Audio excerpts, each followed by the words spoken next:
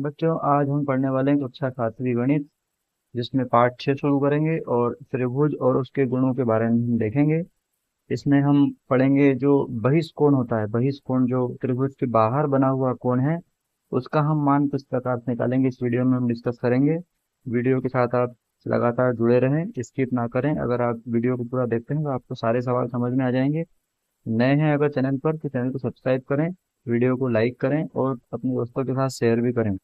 हम देखेंगे कि किस प्रकार से हम इन बहिष्कोणों का मान निकालेंगे। तो सबसे पहले लिखेंगे हम यहाँ पर हल। ये प्रश्नावली का पहला प्रश्न है और इस प्रकार से चित्र बना हुआ है। दो अंदर कोण दिए हैं, एक बाहर कोण दिया हुआ है और इस बाहर वाले कोण का हमको मान निकालना होता है।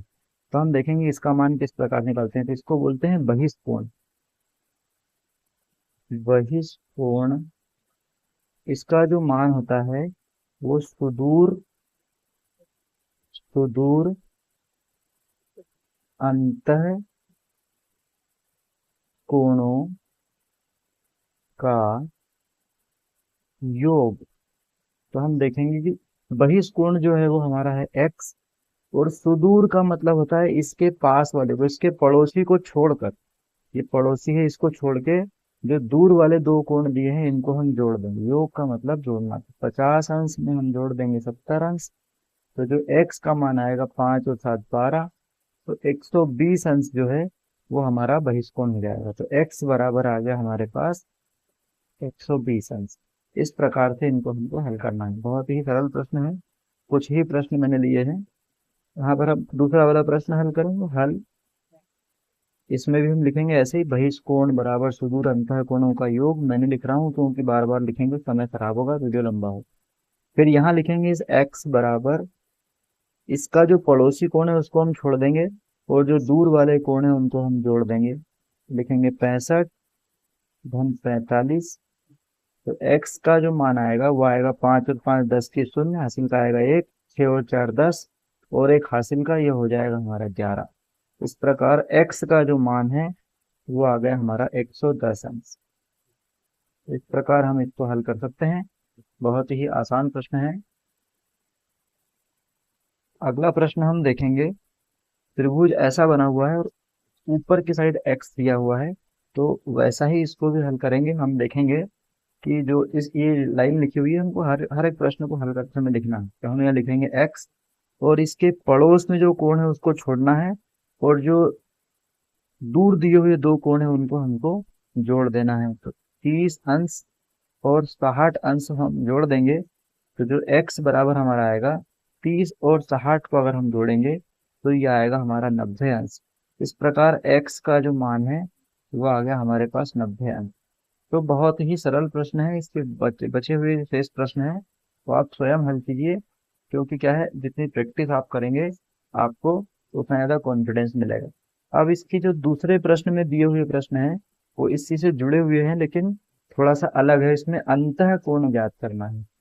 अभी हमने बाह्य कोण ज्ञात किया था, अब हमको अंतः कोण ज्ञात करना है। तो यहाँ लिखेंगे हम अंतः कोण ज्ञात करना। देखेंगे हम इन प्रश्नों को किस प्रकार से हल करेंगे। पहला प्रश्न है, इस प्रकार का चित्र बना हुआ है और इसमें जो बाहर कोण है वो दिया है 115 अंश का, और अंदर एक जो कोण दिया है वो x है और दूसरा जो कोण है वो है आपका 50 अंश। तो हम देखेंगे कि इस इसकी सहायता से हम इस x का मान कैसे निकालेंगे।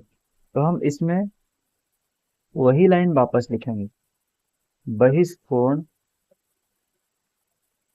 तो हम इसमें लिखेंगे बहिष्कोण। बहिष्कोण जो है इसका मान होता है सुदूर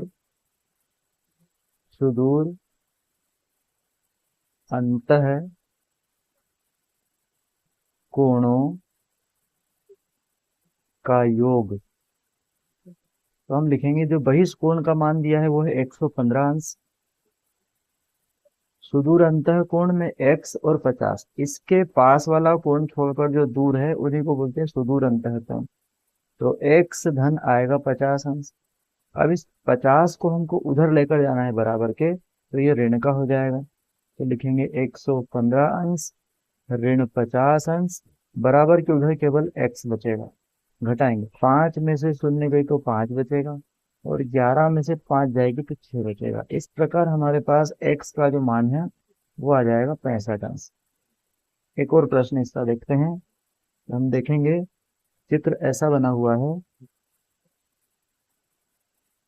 और इसमें जो बाहर कोण बना हुआ है वो है 100 अंश, और अंदर का एक कोण जो है वो 70 अंश है, और दूसरा कोण जो है वो x है। तो हम देखेंगे इसको किस प्रकार से हल करेंगे। तो लिखेंगे हम बहिष्कोण,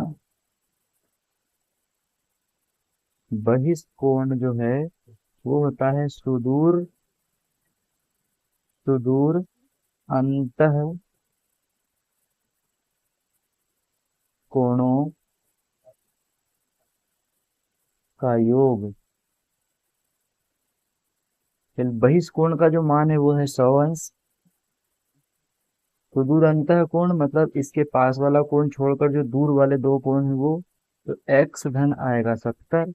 सेम इसके जैसा ही हमको लिखना है, 70 का पक्षांतर होगा तो उधर जाएगा, और 70 हो जाएगा ऋण का, बराबर हमारे पास x बचेगा।